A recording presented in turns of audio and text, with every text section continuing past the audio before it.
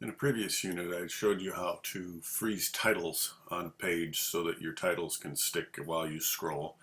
In this recording, I want to talk a little bit about split screen, which allows you to split your screen into multiple windows.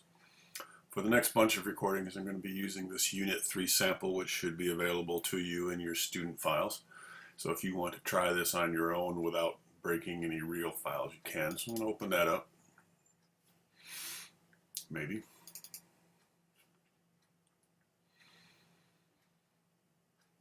And I'm going to immediately save it with a new name so that I don't overwrite that in case I need to start over again. So do a save as, put it on my desktop, and I'm just going to call it Unit 3 Sample Done. All right. In this worksheet, I have a whole bunch of faculty salaries and genders and when they were hired and what their ranks are. This is going to be primarily a foundation for our tables lecture, but I want to start off by splitting the screen. As you can see with my small recording window here, I can't get everybody on the screen at once, and sometimes it's very handy to be able to split this and see multiple screens. Before I do, let me start Unit 3 and talk about how to create a data table. Typically the book just calls them tables, not data tables, but they do fall under the data category here. To create a table, you first click inside the data that you want to convert to a table, and then simply say Insert a table. Excel will automatically select your range if you do it wisely. The best thing to do is make sure your headings are formatted a little bit differently, though I think in 2013 you don't even have to do that. It'll kind of figure it out and assume you have headers. And it just grabs all of my data. So it usually works pretty well. Just click on OK. And now that you've done that, this turns into a table. It's automatically formatted with alternating row colors to make it a little easier. There's arrows at the top of each column that allows you to sort or filter. Do some examples of those in future recordings. Okay. And now that we're in it, our cursor, our selected cell is inside of a data table. There is a data tables design tab that allows you to change the way the tables appear, and a few other things that we're going to talk about while we go through here. One of the first things you should do to make life a little easier, particularly later if you're doing advanced formulas, is name your table. So I'm going to name this table Salaries. And I'm going to add a total row. In the Table Tools Design tab, you can designate that the first column should be highlighted, the last column should be highlighted. You can designate whether you want banded columns. We have banded rows. Right? And whether there's a filter button or not, you can turn those buttons off at the top if you don't want them, but they come in handy, so I'm going to leave them. But I'm also going to add a total row. When you do that, Excel automatically adds a row to the bottom, and it automatically calculates using subtotals that we're going to talk about in a little while, the total for this, all by simply clicking that checkbox. I don't really want the total here. Notice the pound signs say it doesn't fit, and I could resize the column to make it fit, but I really don't want the total. I want the average. I click in that cell, drop it down, and choose average, and now I see the average of all the salaries up above. I'd really like this label to be changed as well because it says total.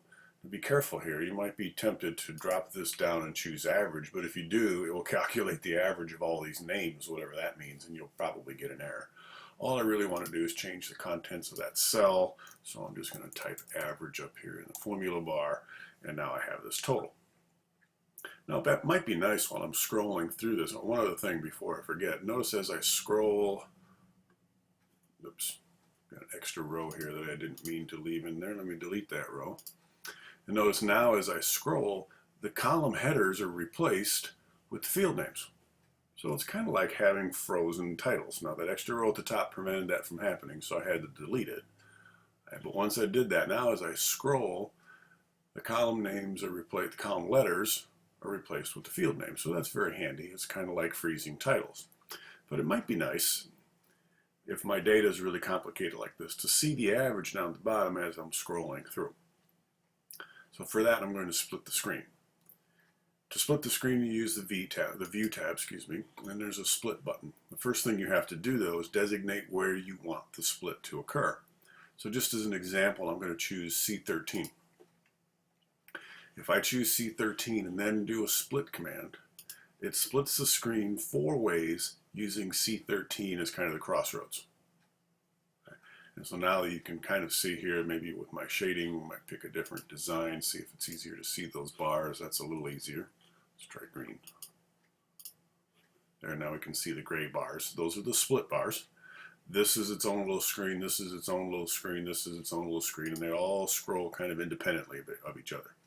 Scrolling with my mouse, so that top one scrolls. Down here, scrolling with my mouse, the bottom one scrolls. Let's scroll to the right. Okay.